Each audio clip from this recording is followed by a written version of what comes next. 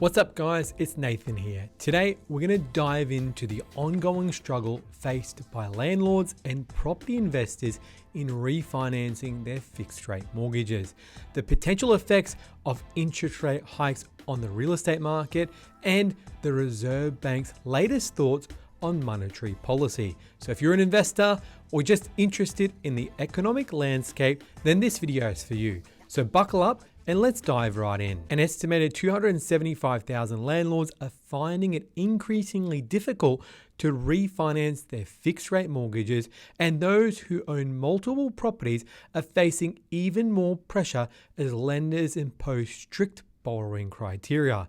This comes as interest rates are continuing to rise rapidly, cutting into landlords' borrowing power and potentially pushing them into negative equity.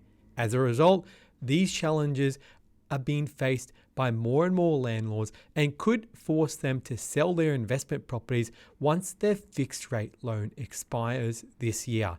And those that own multiple properties are facing even stricter lending assessments, as some banks are tightening their lending criteria on riskier loans. Banks are also slashing their lending towards highly indebted borrowers through things like debt-to-income ratio assessments and tighter borrowing assessments, which makes it even harder for property investors to switch to a cheaper mortgage. Latest APRA figures reveal a significant decrease in banks lending for high-risk loans amid rising interest rates, creating challenges for property investors seeking to refinance their mortgage on a more affordable loan option. During the December quarter, banks drastically cut back on lending to highly indebted borrowers, those that had a debt-to-income ratio of 6 times their income, reducing it to a mere 11% of lending.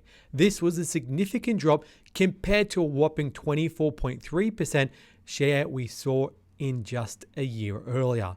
Lending for larger loans, which is those that have a value 6 times greater than the borrower's income, have experienced a substantial decline, dropping by over 50% to a mere 4.5% from 11% to the prior year.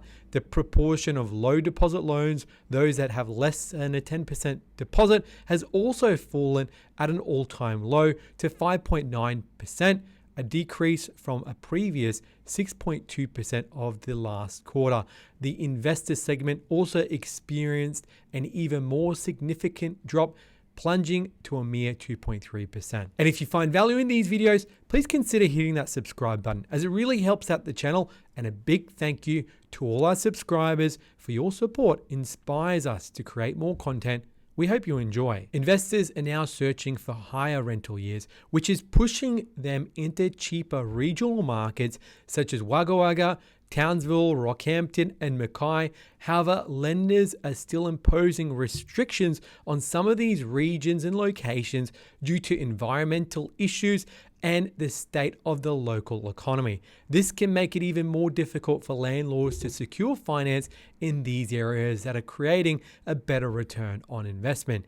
Even when landlords have sufficient personal income to service the debt, banks are still making it very difficult to get a mortgage once they have more than 2 or 3 properties or are indebted over $1.5 million. As a result, many landlords are struggling to manage their mortgage repayments and are being forced to offload their investment properties. To deal with these challenges, some landlords are opting merely just to sell their investment property and reduce their debt size to access better rates. And this is where working with a broker like ourselves can help evaluate your options prior to making any decisions that might have long-term impacts. Feel free to reach out with us at huntergalloway.com.au, fill in a contact form, or call us on 1300 088 065. We can undertake an assessment, and best of all, there's no cost for our service. So get in touch, especially if you're in this situation.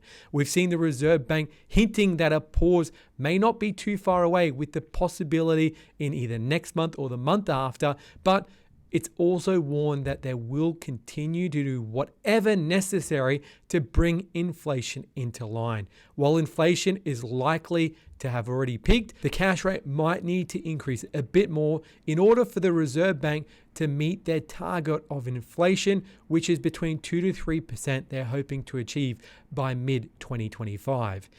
The Reserve Bank acknowledges that the monetary policy is currently in a restrictive territory, and due to the uncertainty of the economic outlook, they might have to hold steady on interest rates for a period of time. A pause in rate rises wasn't considered in the March meeting that we've seen with a 25 basis point increase, but it could be on the agenda in April. The board noted if productivity continues to slow down, inflation could be more persistent than previously thought, and the lag effect of monetary policy complicates the task of assessing the economic outlook and making it difficult to determine the full impact of interest rate rises. And remember to share, like, and subscribe to stay informed with all things property and finance. Now, the Reserve Bank is closely monitoring upcoming data. We've seen a little bit of it recently with unemployment figures and the NAB business survey, and it is pointing that we might actually see a rate rise next month in April. There is still a little bit of time, and they will continue to monitor developments in the global economy, and this information will be crucial in them determining how to balance out the various economic considerations. The Reserve Bank board is determined to return inflation to the target range and will take all necessary actions to achieve this outcome. This means they are prepared to make adjustments to interest rates and other economic policies if need be. The Reserve Bank is closely monitoring the economic landscape, and considering a pause in interest rate rise is a full possibility for next month. But some of the data we've already seen is pointing to a chance that we might actually see another rate rise. And this could potentially offer some relief for landlords if there is a pause and property investors dealing with the mortgage crisis.